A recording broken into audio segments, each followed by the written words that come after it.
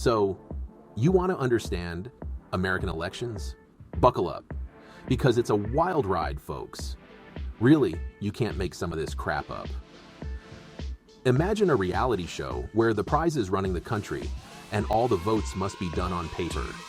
And instead of challenges involving eating bugs or surviving on a desert island, it's all about winning votes. Sounds thrilling, right? Well, it is, in a bizarre, occasionally terrifying, and often hilarious sort of way. We, the people, get to choose who represents us, makes laws, and basically calls the shots for a while. It's like picking a roommate, except this roommate has the nuclear codes. No pressure, voters. Now, you might be thinking, elections? Sounds simple enough. You just, vote. Oh, sweet summer child. If only it were that easy. The US election system is like a Rube Goldberg machine designed by a committee of caffeine-deprived squirrels. It's complicated, convoluted, and occasionally makes you want to bang your head against the ballot box. First up, we've got the candidates. These brave souls emerge from the depths of obscurity, or, Congress, with dreams of leading the free world. They crisscross the country, shaking hands, kissing babies, and trying to convince us they're not all that bad. Some are charismatic, some are less so. Some have solid plans for the future, while others seem to be winging it with the grace of a drunken pigeon. And let's not forget the entertainment factor.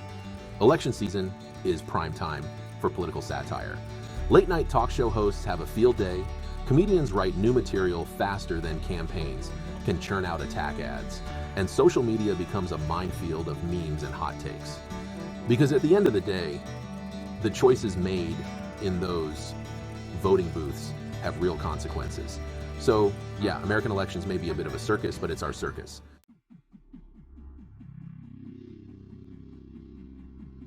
So, the election circus is in town, and the first act is a real humdinger, the primaries.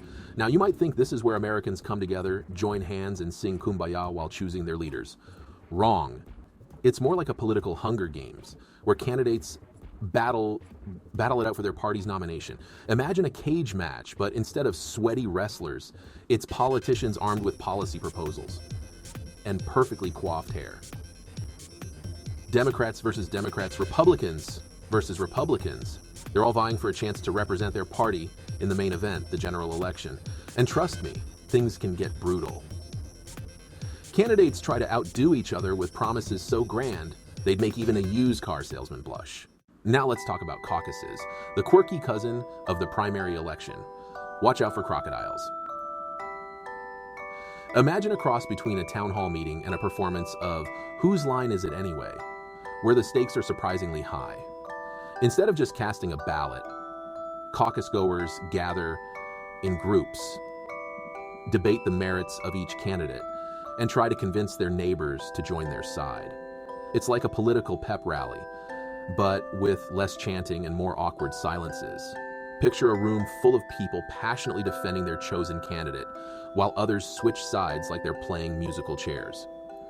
And don't even get us started on the rules. They vary by state and are more complicated than the instructions for assembling IKEA furniture. Honestly, you'd have better luck solving a Rubik's Cube blindfolded than understanding the intricacies of caucus procedures. Yep, that's the beauty of democracy. So, what's the point of all this primary and caucus craziness? Delegates, my friend. Delegates. Think of them as the golden tickets of the election world. Each state gets a certain number of delegates. Kind of like electoral brownie points. The candidate who wins a state's primary or caucus usually gets most, if not all, of those delegates. It's like collecting prizes from a cereal box. Except instead of plastic toys, you're accumulating political power. The goal? To amass enough delegates to secure your party's nomination at the National Convention. It's a numbers game, folks, and every delegate counts. Church of Sinatra. Congratulations, America. You've survived the primary season, a political obstacle course that would make even the toughest gladiator weep. Now get ready for the main event, the general election. It's time for the final showdown, the ultimate political cage match. In this corner, we have the Democratic nominee, fresh from their victory lap through the confetti and balloons of their national convention. And in the other corner, the Republican nominee, still brushing the metaphorical sand off their suite from their own convention brawl. The general election is where the real battle for the hearts, minds, and votes of the American people begins. Gone are the days of battling it out with members of your own party. This time, it's all about convincing the entire country that your vision for the future is the best, or at least the least likely to end in disaster. Now, let's not forget the campaign shenanigans. This is where things get really interesting, folks. We're talking about attack ads, so over the top they'd make your hair stand on end. Think ominous music, grainy footage of their opponent looking shifty, and voiceovers that sound like they were recorded in the depths of a haunted house. And then there are the October surprises, those last-minute bombshells that drop right before the election, leaving everyone scrambling like roaches when the lights come on. It's enough to make you wonder if the entire election is just one giant reality show orchestrated by a bored group of political strategists. But amidst all the craziness, there's a serious side to this political theater. The decisions made during the general election will shape the country for years to come. About yes, so. Section 3. Voting. It's easier than you think, but we still make it weird and at times pointless difficult. Finally, the moment you've all been waiting for. Election Day. This is where the rubber meets the road, where democracy gets real. On this fateful day, Americans from all walks of life exercise their right to choose their leaders. It's a beautiful thing, really.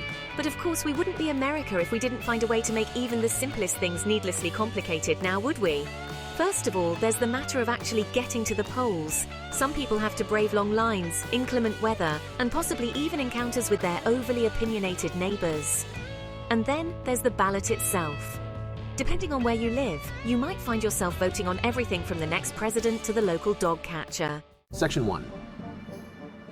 Electoral College. Because direct democracy was too mainstream. In reality, it's done this way on purpose because popular votes can be easily manipulated.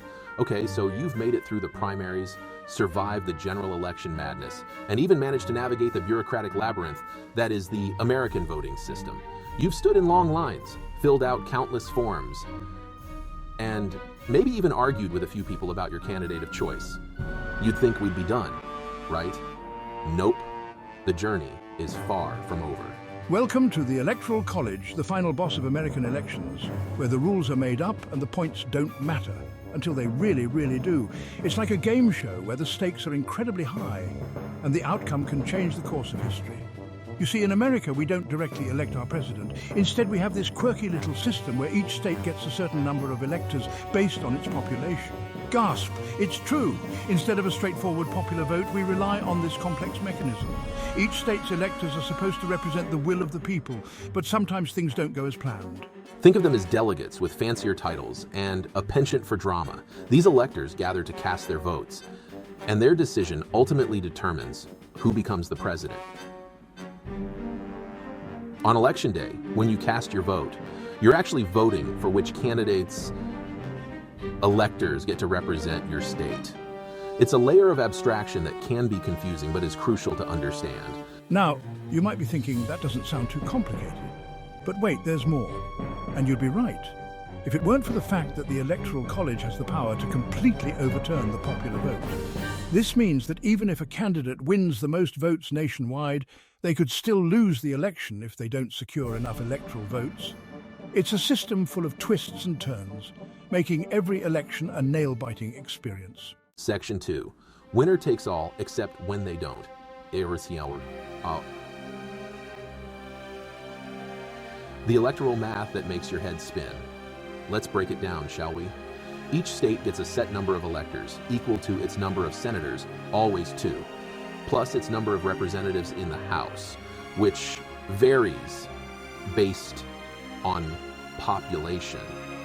This means states with larger populations have more electoral votes, giving them more influence in the election. There are 538 electors in total, and a candidate needs to win at least 270 of them to become president. This magic number is more than half of the total electors, ensuring a majority. Simple enough, right? Here's where it gets messy. The way these votes are distributed can lead to some unexpected outcomes. In most states, it's a winner-take-all system. This means that the candidate who wins the popular vote in a state, even by a tiny margin, gets all of that state's electoral votes. The candidate who wins the popular vote in a state, even by a tiny margin, gets all of that state's electoral votes. This can lead to situations where a candidate wins the presidency without winning the national popular vote. So, winning a big state by a little can be more important than winning a small state by a landslide.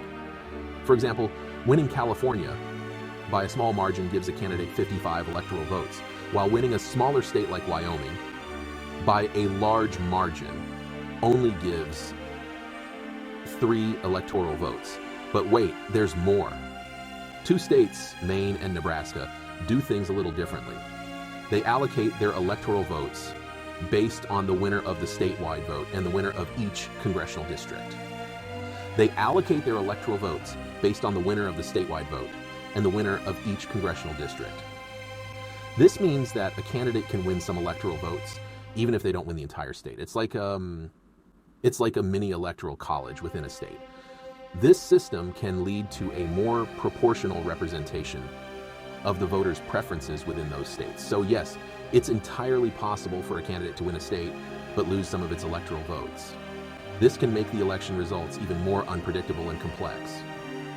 The Electoral College is enough to make even seasoned political analysts reach for the aspirant. The combination of winner, take-all states, and the unique systems in Maine and Nebraska creates a challenging and often confusing landscape for predicting election outcomes.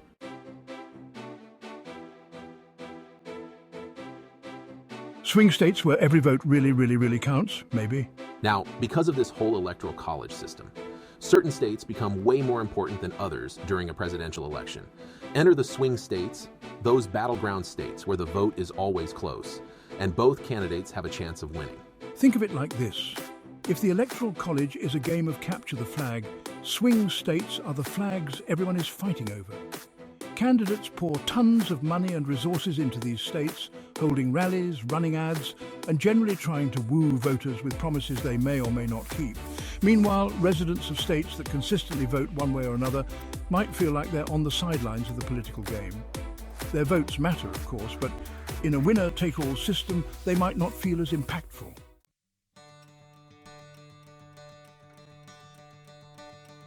So, there you have it, folks. The thrilling, confusing, and often hilarious world of American elections, laid bare for your amusement and bewilderment.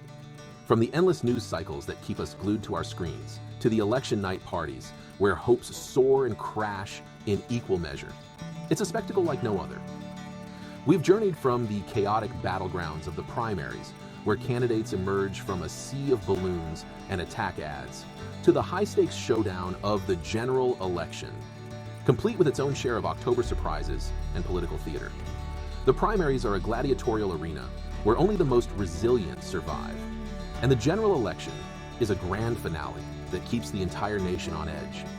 And then, just when you thought it was all over, we threw in the Electoral College, a system so wonderfully convoluted it could only have been invented by a group of founding fathers who'd had a bit too much brandy.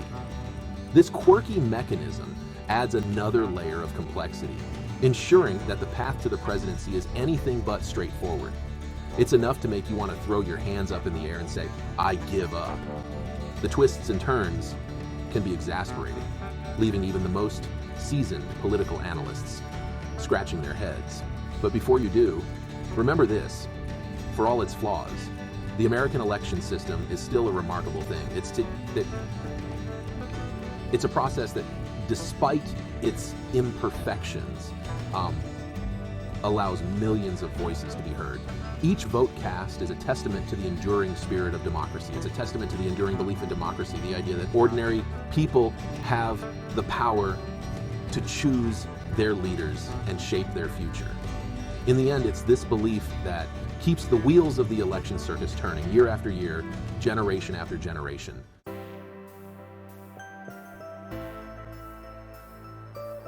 Now, we've had our fun, poked a little fun at the absurdity of it all. But let's be real for a moment, folks. Beneath all the jokes and the gaffes, the attack ads, and the Electoral College shenanigans lies a simple truth: your vote matters. Every vote cast is a voice heard, a choice made, a tiny brick in the foundation of our democracy. It's the right to choose the people who will represent you, fight for the issues you care about, and hopefully not screw things up too badly. Sure, there will be times when you feel like your vote doesn't count, that the system is rigged, that the whole thing is just a big game played by politicians in expensive suits. But that doesn't mean you should give up.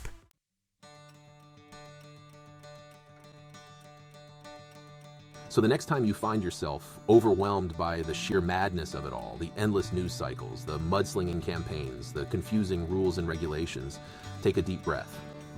Remember, American elections might be a circus, but it's our circus. And who knows, maybe this time, if we all show up and raise our voices, we might get a decent ringmaster after all. So get out there, America, and vote like your democracy depends on it, because, well, it kind of does. And hey, even if your candidate doesn't win, at least you can say you participated in this grand, ridiculous, and ultimately essential experiment we call democracy.